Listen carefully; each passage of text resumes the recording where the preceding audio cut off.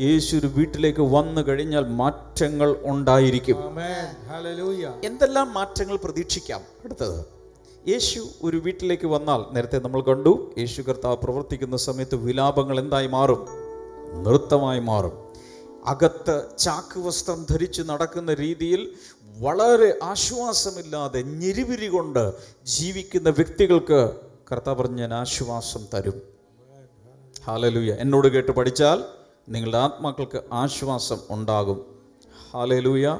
ഈ മാറ്റങ്ങളെല്ലാം സംഭവിക്കും. ഇനി എന്തെല്ലാം മാറ്റങ്ങൾ നടക്കാം? ഏറ്റവും ആദ്യത്തെ മാറ്റം നടക്കേണ്ടത് നമ്മുടെ ഹൃദയത്തിലാണ്.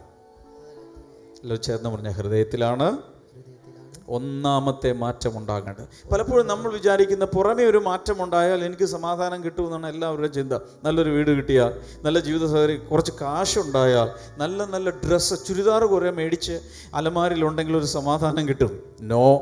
പലതരത്തിലുള്ള ചെരുപ്പുകൾ ഉണ്ടെങ്കിൽ സമാധാനം കിട്ടും. നോ. ഓരോ ദിവസം പോകാൻ പലതരത്തിലുള്ള ബാഗ് ഉണ്ടെങ്കിൽ നോ.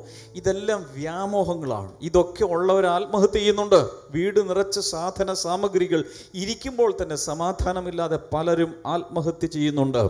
സമാധാനം നൽകുന്നത് വസ്തുവകകളല്ല, പുറമേയുള്ളതല്ല, അകത്തേക്ക് വരുന്ന സമാധാന പ്രഭുവായ യേശുവാണ് സമാധാനം കൊണ്ടുവരുന്നത്.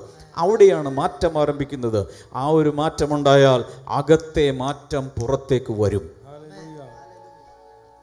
Hallelujah. Hallelujah.